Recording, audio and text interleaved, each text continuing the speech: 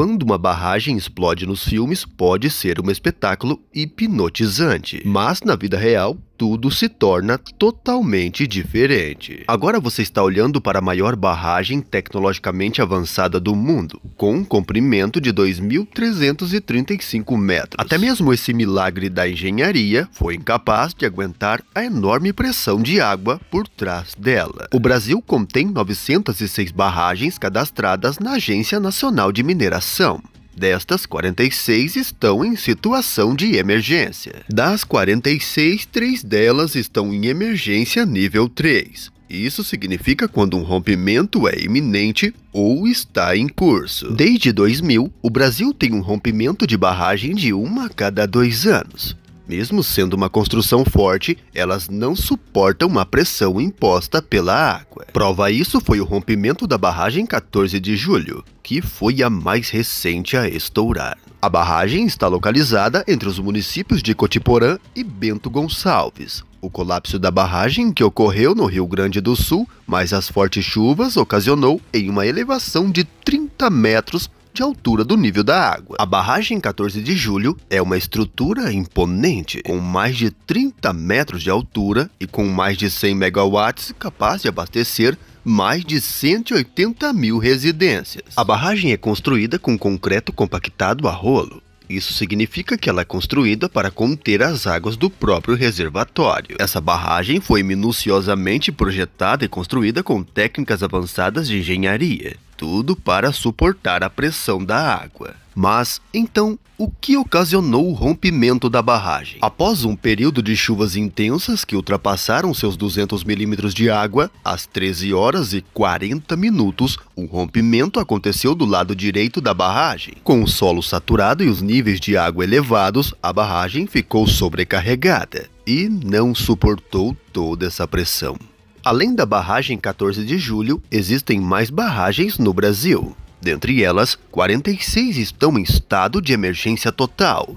Das 46, 3 delas estão em emergência nível 3, que pode estourar a qualquer momento. Mas, onde estão localizadas todas essas barragens? Essas são apenas algumas delas. A B3 e a B4 em Nova Lima, que até em 2019 se encontrava em emergência total, mas, segundo a Vale, está permanentemente livre de qualquer risco às comunidades ou ao meio ambiente. Forquilha 3 em Ouro Preto e a Sul Superior em Barão de Cocais, todas controladas pela empresa Vale, que informou que propôs um plano de ação para a mitigação da anomalia, identificada na barragem Forquilha 3 em Ouro Preto. Todas elas estão localizadas em Minas Gerais. Mas, devido à situação atual, as barragens que mais correm risco seriam as barragens no Rio Grande do Sul, que podem não suportar toda a pressão da água. Mas, quais são essas barragens? De todas as citadas, existem mais de 40 barragens em estado de emergência. Segundo estudiosos,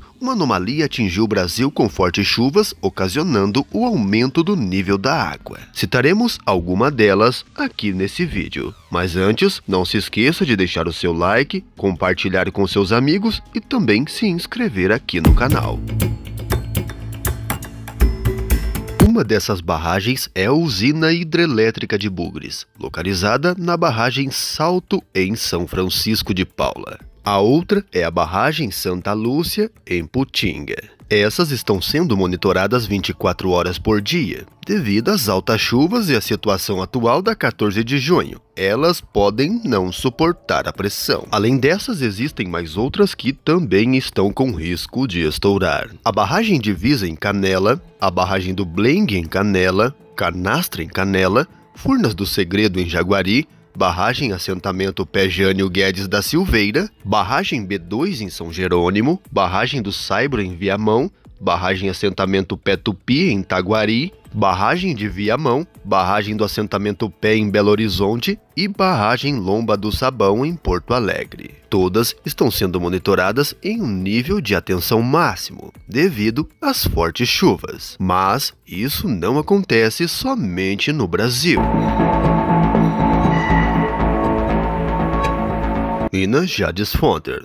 Na mina Jadesfonter, um buraco escavado à mão no dia 11 de setembro de 2022, a parede desabou devido a uma falha estrutural. As consequências nas imagens de satélite mostram que as enchentes tinham mais de 2 km de largura e se estenderam cerca de 8 km.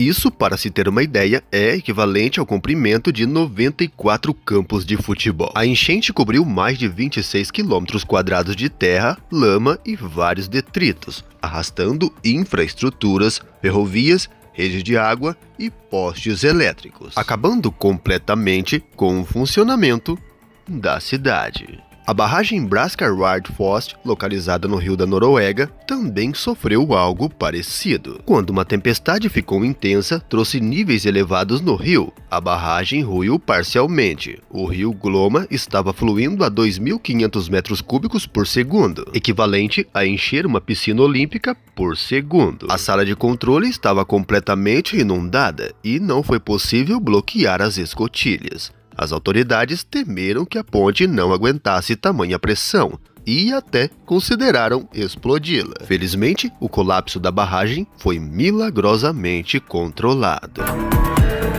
Já essa é a barragem de Milana. Sua capacidade total é de 9.640 km de água. Mas, em agosto de 2023, como resultado de fortes chuvas, a sua capacidade ultrapassou os 10.000 km. Como resultado, ela explodiu no local que ninguém esperava. Por causa das inundações, mais de 2.500 km² no estado de Melpredes e mais 3 outros vizinhos ficaram submersos. E isso não é tudo. Mais de 700 estradas, incluindo rodovias nacionais, foram fechadas, devido aos deslizamentos de terra frequentes. Para se ter uma ideia, os danos causados pelo rompimento da barragem totalizaram mais de 1,6 bilhão de dólares.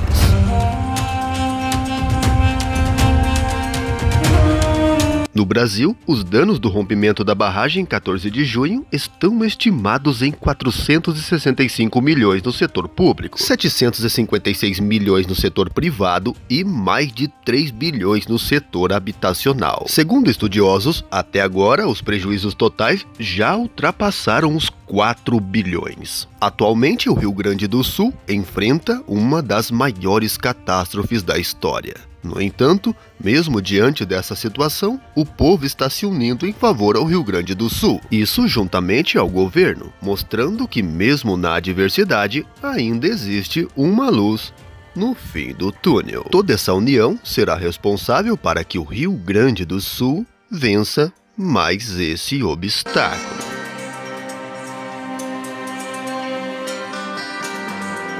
Mais uma vez, muito obrigado por assistir o nosso conteúdo e não se esqueça de curtir e compartilhar esse vídeo com mais pessoas. E, claro, se puder ajudar o Rio Grande do Sul, seja de uma forma direta ou indireta. Eu vou ficando por aqui, um forte abraço a todos e até o próximo vídeo.